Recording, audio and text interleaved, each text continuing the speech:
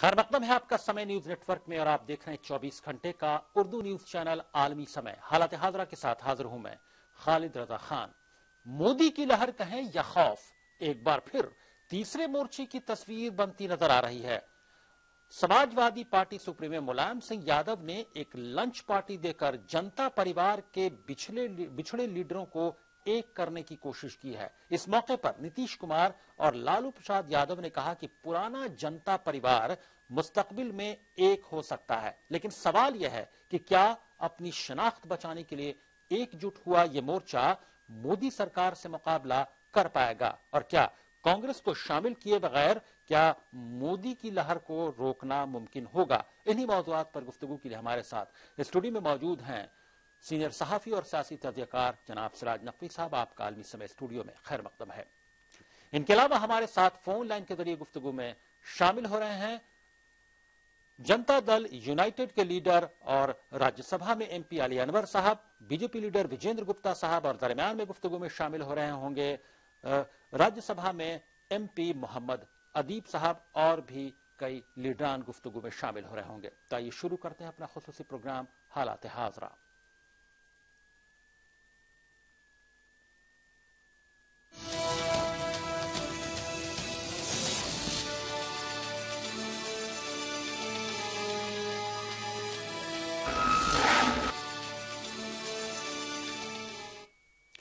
मोदी लहर के खिलाफ एक बार फिर से तीसरे महाज को खड़ा करने की कोशिश शुरू हो गई है। इस सिलसिले में समाजवादी पार्टी के सरबराह मुलायम सिंह यादव के घर कई पार्टियों के लीडरान जमा हुए और फैसला लिया गया कि जब तमाम मुखालिफ जमातें बीजेपी सरकार के खिलाफ मिलकर काम करेंगी।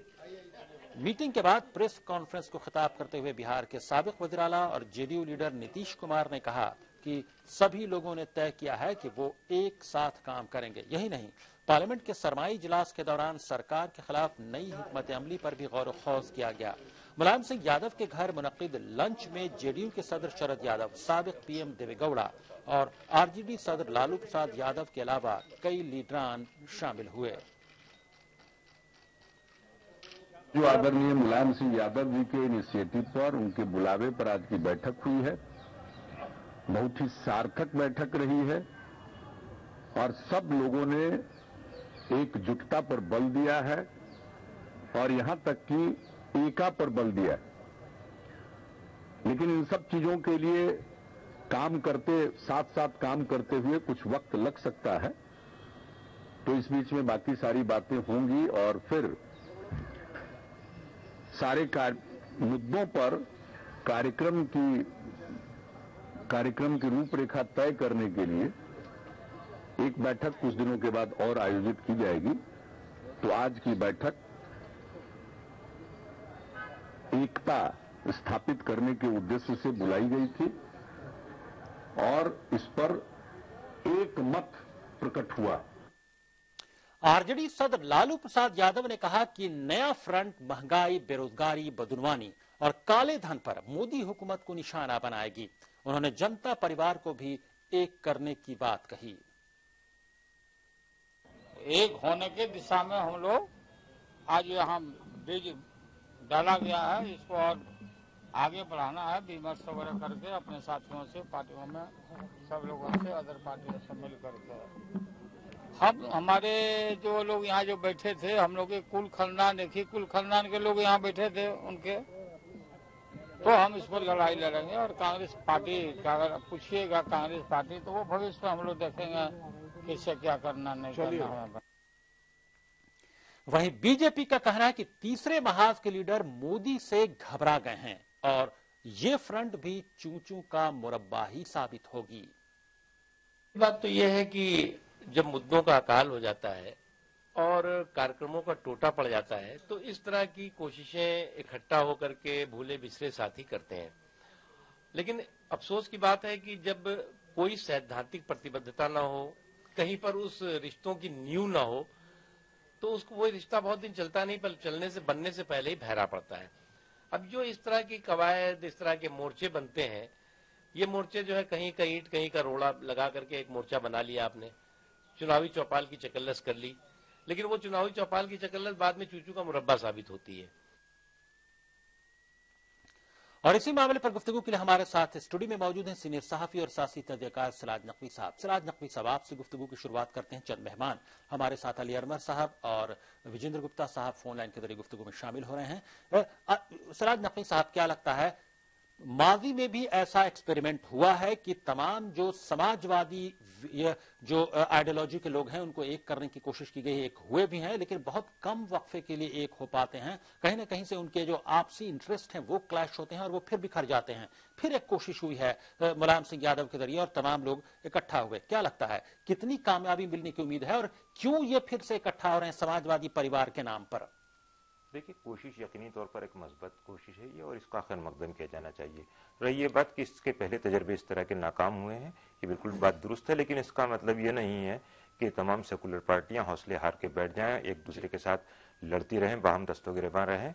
इनकी जिम्मेदारी थी कि ये इस तरह के महाज कायम करें और फिरका परस्त ताकतों को शिकस्त देने के लिए मुत्तहिद हों। हालांकि इसमें मैं ये मानता हूं कि अभी बहुत सी पार्टियों को शामिल किया जाना चाहिए था, और ये बिल्कुल इब्तदाई एक मरहला इसको कहा जा सकता है। दूसरी पार्टियां अभी नहीं आई हैं और देखना यह हुआ कितनी पार्टियां इस मोर्चे में या इस महाज में शामिल होती हैं। इसलिए कि अभी ये बहुत छोटा रूप है, मुझे लगता कि है। जिन पार्टियों को उसमें शामिल किया गया उनमें से चंद को छोड़कर बाकी पार्टियां बहुत बड़ा अपना दायरा असर नहीं रखती हैं, लेकिन इसके बावजूद इसका खैर मकदम इसलिए किया जाना चाहिए कि एक अच्छी शुरुआत हुई है। जी, अच्छी तो शुरुआत हुई है, माजी में भी इस तरह की शुरुआत अच्छी हुई है, और वो तमाम समाजवादी परिवार जिसको कहा जा रहा है कि लीडरान इकट्ठा हुए हैं, जिनके दरमियान अगर हम चंद साल पहले याद करें तो तलवारें खींची हुई थी, एक दूसरे के जानी दुश्मन के तौर पर भी वो एक दूसरे को देख रहे थे।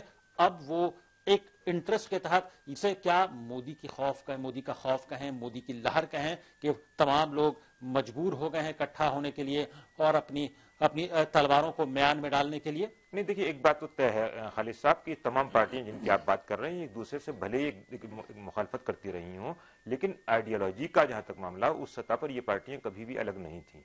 आइडियोलॉजी की सतह पर ये एक थी। हाँ, इनकी सियासत अलग थी। मसलन आप नीतीश कुमार के बारे में कह सकते हैं कि वो बीजेपी के साथ सरकार बनाए हुए थे, लेकिन उनकी आइडियोलॉजी कभी भी बीजेपी के साथ नहीं गई।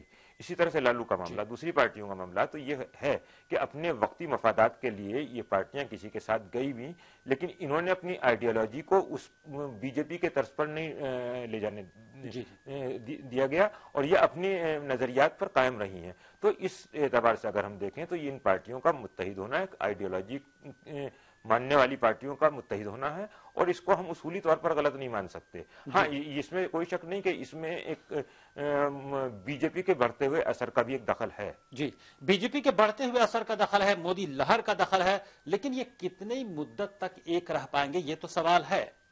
हाँ, बिल्कुल ये सवाल है।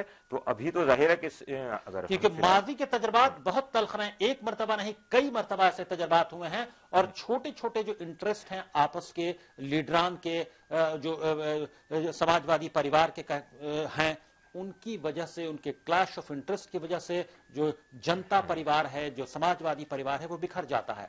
तो उस अगर हम तनाजुर में देखें तो इसकी मियाद कितनी लगती है? फिर देखिए, ये कहना तो मुश्किल है, लेकिन एक बात मैं कहना चाहूंगा कि तजर्बों की नाकामी का मतलब ये नहीं होता है कि हम हथियार डाल दें।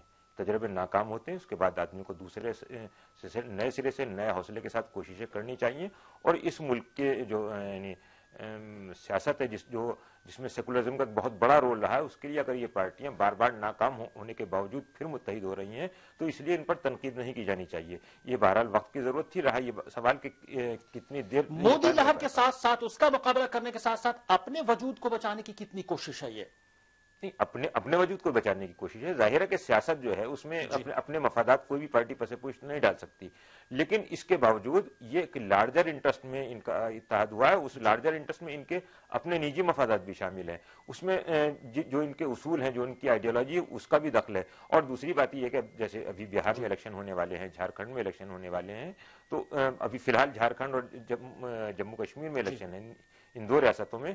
तो इन पार्टियों का क्या रोल हो सकता है वहां पर, ये देखना होगा। खासतौर पर झारखंड का जहां तक मामला है, ये पार्टियां वहां पर एक रोल अदा कर सकती हैं। जम्मू कश्मीर के मामले में भी वहां से कोई पार्टी इस महाज में शामिल नहीं हुई है, लेकिन मुझे लगता है कि जैसे मैंने अभी इससे पहले भी कहा कि कुछ और सेकुलर पार्टियां थी कौमी सतह पर जिनको बुलाया जाना चाहिए था, और मुझे नहीं मालूम कि उनको बुलाया गया या नहीं बुलाया गया, लेकिन इस महाज को एक और बड़ी शक्ल दी जानी चाहिए, ऐसी जरूरत है। जी जी, जी, एक बड़ी शक्ल दी जानी चाहिए आपके मुताबिक, इसकी जरूरत है। लेकिन अगर हम इसको नेशनल पर्सपेक्टिव में देखें, कौमी सतह पर अगर इसको हम देखें, जिस तरह से एक महाज बनाने की कोशिश हो रही है, जनता परिवार को इकट्ठा करने की कोशिश हो रही है, क्या नहीं लगता कि जो हालात हैं, जिस मोदी लहर की बात की जा रही है और जिसकी वजह से यह महाज बन रहा है, क्या कांग्रेस को लिए बगैर इस महाज की कामयाबी मुमकिन लगती है?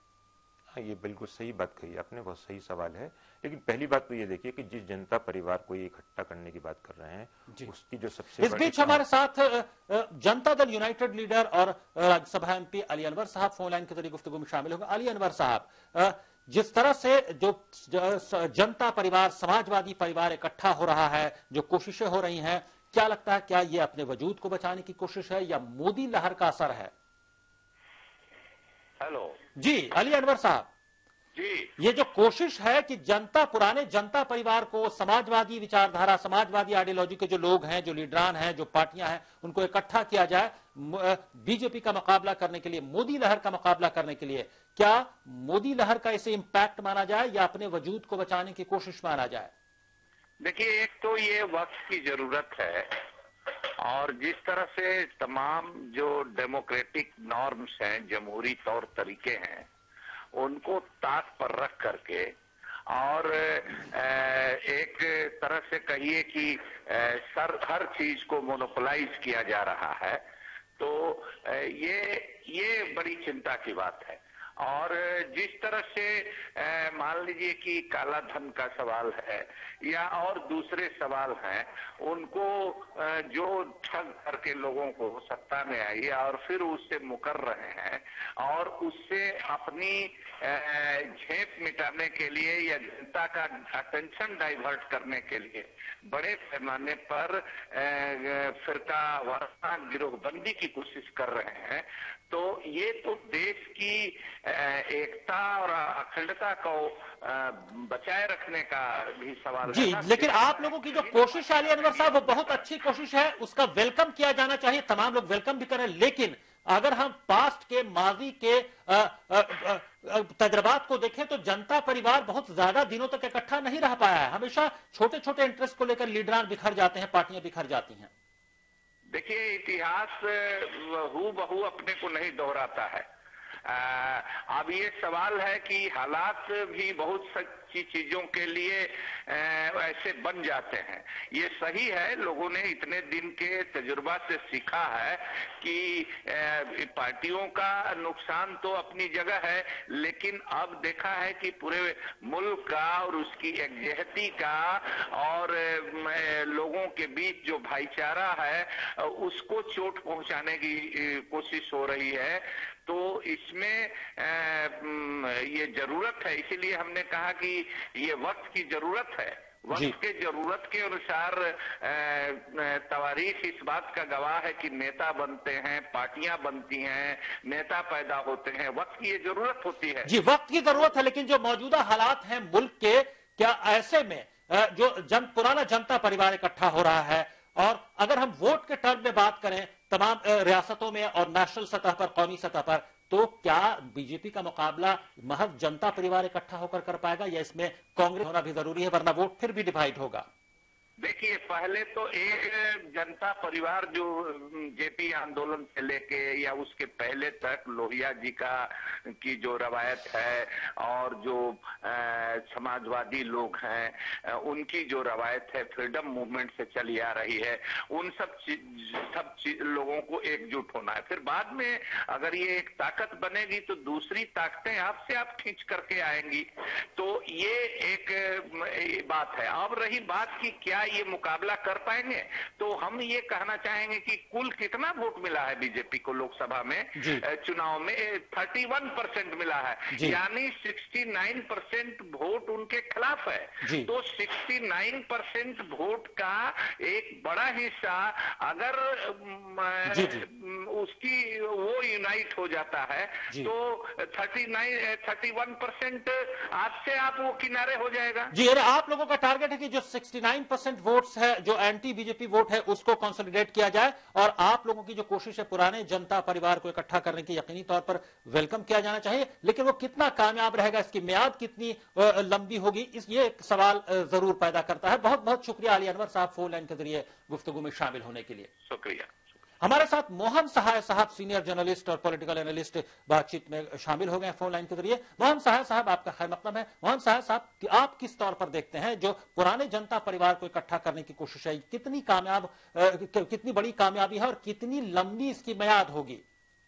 देखिए, किसी भी प्रजातंत्र में एक स्ट्रांग अपोजिशन, मजबूत विपक्ष का होना बहुत ही जरूरी है जी। और अगर ये प्रयास है जी कि जो जनता पार्टी, जिसको कि जयप्रकाश नारायण ने अपने तहत 77 के चुनाव के पहले सारी पार्टियों को इकट्ठा करके बनाया था कांग्रेस के विरुद्ध, जी जी, उसको दोबारा इकट्ठा करने की बात है, तो इसको एक अच्छा पहल माना जाना चाहिए। लेकिन सबसे बड़ा प्रश्न ये है कि आज की तारीख में जयप्रकाश नारायण के हैसियत के कोई नेता है नहीं। जी जी। दूसरी ओर ये संभव है कि कुछ पार्टियां और कुछ नेता, मसलन मुलायम सिंह यादव हों, नीतीश कुमार हों, लालू यादव हों, ये लोग आप या देवे गौड़ा हों, ये संभव है कि ये तैयार हो जाए कि एक पार्टी हम बना लें। लेकिन इस दल में बहुजन समाज पार्टी जी जी या फिर तृणमूल कांग्रेस वेस्ट बंगाल की ममता बनर्जी, वो कतई नहीं तैयार होंगे कि वो अपना अस्तित्व को एक मर्ज करके खत्म करके एक पार्टी बनाए। जी जी। तो ये थोड़ा सा, जहां तक मैं समझ पा रहा हूं कि ये पहल तो ठीक है, लेकिन संभव है कि 4-5 पार्टियां मिलकर कोई नया दल बना लें जी। लेकिन ये मुहिम की बीजेपी के विरुद्ध जितनी पार्टियां हैं जी जी, तो उसमें आप माने तो कांग्रेस पार्टी भी है, वाम दल भी है जी। तो ऐसे हालात में इनको तो कांग्रेस अपना अस्तित्व हटा के कोई जी, यानी अभी भी सवाल कई हैं और कई पेचीदा सवाल सामने। मोहन सहाय साहब, आप हमारे साथ फोन लाइन पर बने रहिए। स्टूडियो में बातचीत के लिए, गुफ्तगू के लिए मौजूद है सिराज नकवी साहब। हमारे प्रोग्राम हालात हादरा में वक्त हो गया एक ब्रेक का। ब्रेक के बाद आएंगे तो इसी गुफ्तगू को मजीद आगे बढ़ाएंगे और ये भी जानने की कोशिश करेंगे कि जो नया महाज बन रहा है, जो जनता परिवार को इकट्ठा करने की कोशिश की जा रही है, उसको मुल्क के मौजूदा हालात में कांग्रेस के बगैर कितना कामयाब माना जाए। फौरन हाजिर होते हैं और गुफ्तगू में चंद और मेहमान भी फोन लाइन के जरिए शामिल हो रहे होंगे।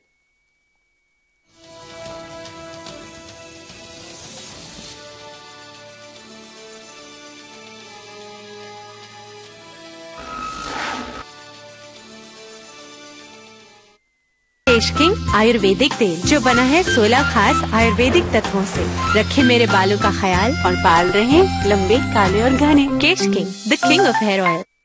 Hello uncle. हेलो। मैं आपको थैंक यू कहना चाहती हूँ। Thank you?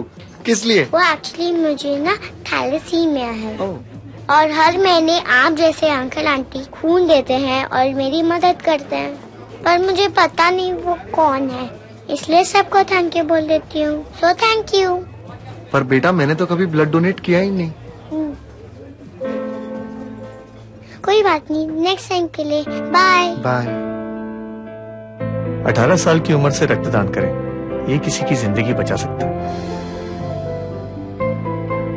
करके देखो, अच्छा लगता है।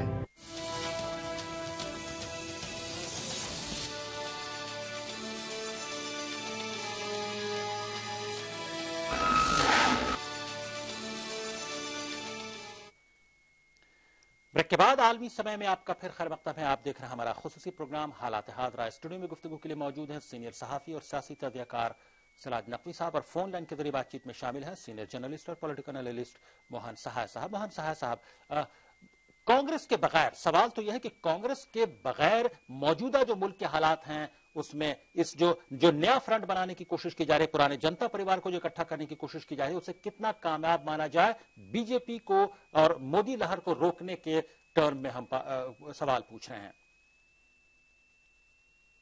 मोहन सहाय साहब।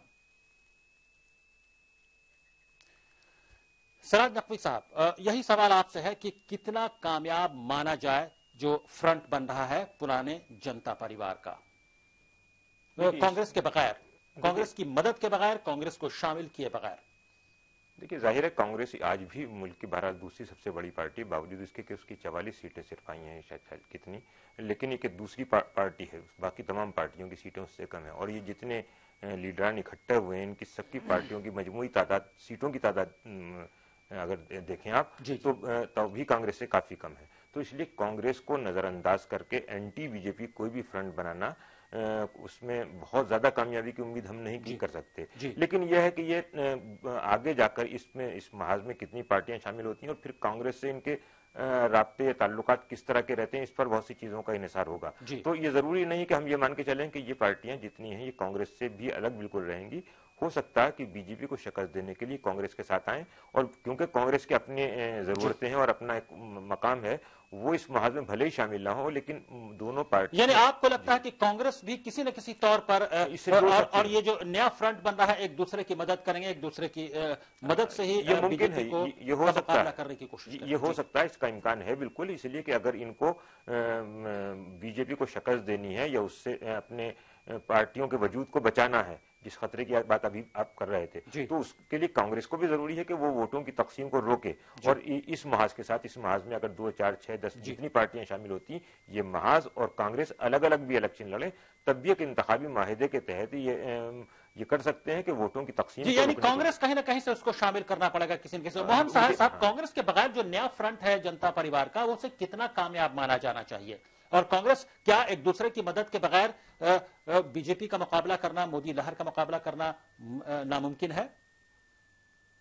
देखिए, बगैर कांग्रेस पार्टी के कोई भी मुहिम, कोई भी फ्रंट बीजेपी के खिलाफ वो ज्यादा कारगर, इफेक्टिव नहीं होगी। और कांग्रेस कभी भी अपना अस्तित्व को खत्म नहीं करेगा, चाहे कुछ भी हो जाए। अब इसमें जो मैं देख पा रहा हूँ इस पहल के अंतर्गत जो होने जा रहा है या हो सकता है, वो संभव है कि जो 4-5 लोग जो इकट्ठे हुए हैं, खासकर नीतीश कुमार, मुलायम सिंह यादव, लालू यादव और देवेगौड़ा, इनकी जो पार्टियां हैं, तो ये इकट्ठे होके एक दल बना सकते हैं। ये संभव नजर आता है। लेकिन जैसा मैंने पहले कहा कि इसमें वाम दल शामिल नहीं होंगे, होंगे भी तो एक घटक के तौर पे होंगे, जिसको कि आप मान लीजिए कि थर्ड फ्रंट हो या सेकंड फ्रंट हो या एंटी बीजेपी फ्रंट हो, जो भी नाम ले लें।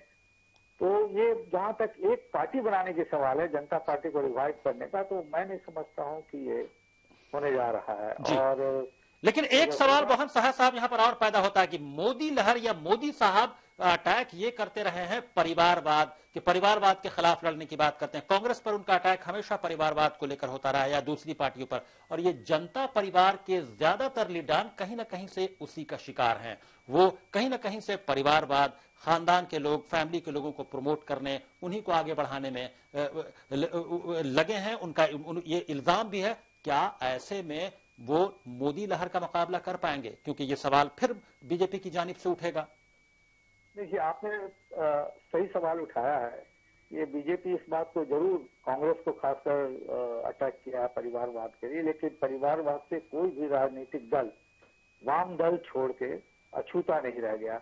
अब आप देखिए, बीजेपी की ही बात करें, जो अभी जो खबरें आ रही हैं कि जो मंत्रिमंडल का जो विस्तार होगा, एक्सपेंशन होगा, उसमें यशवंत सिन्हा के बेटे नजर आएंगे अगर हुआ तो, जो जैसा स्पेकुलेशन है। और फिर धूमल जो बीजेपी के हिमाचल प्रदेश के मुख्यमंत्री हैं, उनका लड़का अनुराग ठाकुर। यानी बीजेपी में भी परिवारवाद है। आप फोन लाइन पर बने रहिए मोहन साहब। इस बीच हमारे साथ बीजेपी लीडर विजय कुमार जौली साहब फोन लाइन के जरिए बातचीत में शामिल होंगे। विजय कुमार जौली साहब, आपका खैर मकदम है।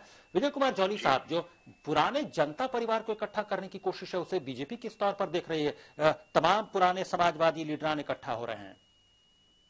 देखिए, समाजवादी नेता इकट्ठे हों या जनता दल के नेता इकट्ठे हों, अभी तो आदरणीय मोदी जी का जादू चल रहा है और चलता रहेगा। और देश की जनता ने लोकसभा चुनावों के बाद जो साइमल्टेनियसली असेंबली के और विधानसभाओं के चुनाव हुए हैं, उनमें जो भारी बहुमत भारतीय जनता पार्टी की झोली में डाला है, वो देश की जनता के बढ़ते विश्वास को दिखाता है कि 5 वर्षों तक केंद्र में भाजपा की सरकार का प्रतिनिधित्व नरेंद्र मोदी जी करते रहेंगे।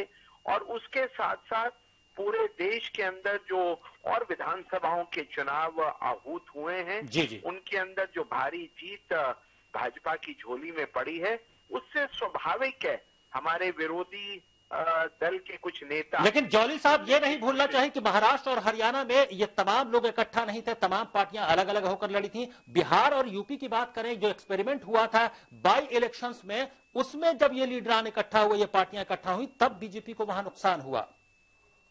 देखिए, हमारा ये मानना है कि अब जो देश की राजनीति है वो ध्रुवीकरण से अलग हट चुकी है।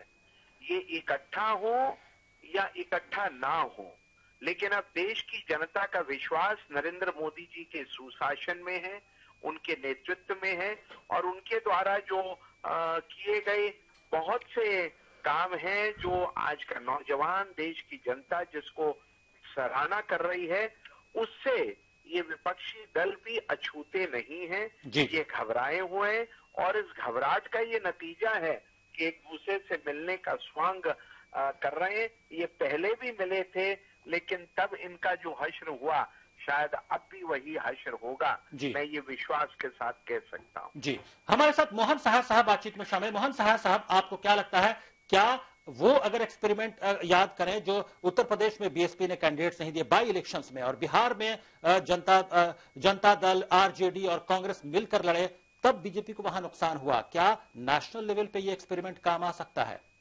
देखिए, संभव नहीं है, क्योंकि ये उपचुनाव की बात और थी, बहुजन समाज पार्टी ने नहीं दिया, या वहां पर बिहार में लोगों ने मिलकर लड़ा। ये जब नेशनल लेवल पे जनरल इलेक्शन होगा, चाहे वो विधानसभा का हो या पार्लियामेंट का हो, उस वक्त में कोई भी दल ऐसा नहीं सकता कि वो कैंडिडेट नहीं दे। जहां उनके प्रभाव वाले क्षेत्र है, वहां से उनके कैंडिडेट खड़े होंगे, और ये इस तरह की बात जो है सोचना कि एक्सटेंड कर जाएंगे, ये संभव नहीं है। ये जैसा मैंने कहा कि ये एक नजर आ रहा है, जो इतने सारे दल दिखे हैं, जो पॉलिटिक्स ऑफ फ्रेगमेंटेशन जिसको कहिए आप, फ्रेगमेंटेड है, वो हो सकता है कि अपने वजूद को बचाने के लिए वो इकट्ठे होके एक दल बनाए। क्योंकि अब पहले ये देखिए, राष्ट्रीय स्तर का जो इलेक्शन कमीशन का जो रिकॉग्निशन है, वो अब सिर्फ 3 ही पार्टी बच गई है जी, कांग्रेस, बीजेपी और सीपीएम जी। सीपीआई भी अब नहीं रह पाया। तो ऐसे हालत में ऐसा हमको नजर आ रहा है कि इनका मुहिम जो है तो ये जरूर है। यानी अभी सवाल है कि ये नया जो फ्रंट बन रहा है जनता परिवार का, पुराने जनता परिवार का, वो कितना कामयाब होगा, बहुत बड़ा सवाल है ये, और वो मोदी लहर को रोकने में कितना कामयाब होगा, ये भी एक बड़ा सवाल है। वक्त की कमी है। बहुत बहुत शुक्रिया मोहन सहाय साहब और विजय कुमार जौली साहब, फोन लाइन के जरिए बातचीत में हमारे प्रोग्राम हालात हादरा में शामिल होने के लिए। शुक्रिया। सिराज नकवी साहब, क्या लगता है आपको, क्या वाकई अपने वजूद को बचाने की मुहिम माना जाए, जैसा कि मोहन सहाय साहब ने कहा कि क्योंकि नेशनल लेवल पर सिर्फ 3 ही पार्टियां रह गई हैं जो नेशनल सतह की रिकॉग्नाइज्ड पार्टी हैं, कांग्रेस, बीजेपी और सीपीएम। ऐसे में क्या अपने वजूद को बचाने की तैयार, अगर अपने वजूद को बचाने की कोशिश है पुराने जनता परिवार वाली पार्टियों की, तो क्या वो ऐसे में बीजेपी का या मोदी लहर का मुकाबला कर पाएंगे, या अगर कर पाएंगे तो कितना कर पाएंगे, किस हद तक कर पाएंगे? देखिए, इसमें तो कोई शक नहीं कि अपने वजूद को बचाने की भी एक कोशिश है। अब अभी बात जनता परिवार की हो रही थी, तो पहली चीज तो यह खालिद साहब के जनता परिवार की अगर हम बात करें तो उस वक्त जनता पार्टी में खुद जनसंघ भी शामिल थी, जो बाद में बीजेपी बन गई और इस वक्त कौमी सत्ता की पार्टी है। तो एक बड़ी पार्टी जो उस वक्त इसमें शामिल थी, तो जाहिर है कि पूरा जनता परिवार तो एक नहीं हो सकता। और दूसरी चीज ये कि उस वक्त के हालात में कांग्रेस में जिस तरह का यानी हुकूमत कांग्रेस की थी और जो मसाइल कांग्रेस ने खड़े किए थे मुल्क के अवाम के सामने, जिस तरह से मुल्क के अवाम इमरजेंसी के सबब कांग्रेस से नाराज थे, वो एक अलग तरह की सूरत हाल थी। और अब जो मामलात हैं वो दूसरे अंदाज के हैं। उसमें उस वक्त तो अपोजिशन दरअसल कुछ होता ही नहीं था। सच बात तो यह है कि जनता पार्टी ने पहली मरतबा एक बड़ा मजबूत अपोजिशन मुल्क को दिया था, लेकिन जनता परिवार मुत्तहिद होगा इसमें इसलिए शक है कि खुद बीजेपी एक तो अलहदा है। दूसरी बात यह कि जैसे अभी बात की उन्होंने मोहन सहाय साहब ने, तृणमूल कांग्रेस है वो उसमें शामिल नहीं है, यूपी में बीएसपी इससे अलग है, और इन पार्टियों से कोई राब्ता किया गया है या नहीं किया गया ये बात भी वाज़ेह नहीं है। यानी पुराने समाजवादी या जनता परिवार की कुछ पार्टियां अभी भी इस महाज में शामिल नहीं है, और ये यकीनी तौर पर कितना मुकाबला कर पाएंगी मोदी का, बीजेपी का, मोदी लहर का, ये एक बड़ा सवाल है। क्योंकि अगर सेकुलर वोटों की ही बात हो तो सेकुलर वोट को बचाना या मुत्तहिद रखना बगैर कांग्रेस के कितना मुमकिन होगा, यह भी एक बड़ा सवाल है। और अगर कांग्रेस इस महाज का हिस्सा बनती है डायरेक्टली या इनडायरेक्टली, तो क्या कांग्रेस अपने वजूद को बचा पाएगी? बहुत सारे सवालात हैं। और क्या जो पुराने जनता परिवार के लीडर इकट्ठा हुए हैं, क्या वो अपने वजूद को बचाने के लिए इकट्ठा हुए हैं? यकीनी तौर पर ये वक्त पर छोड़ना होगा। बहुत बहुत शुक्रिया सिराज नकवी साहब स्टूडियो में तशरीफ लाने के लिए और हालात हादरा में शामिल होने के लिए। हालात हादरा में अभी बस इतना ही। आप आलमी समय को इंटरनेट पर भी देख सकते हैं। लॉग ऑन करें www.samaylive.com।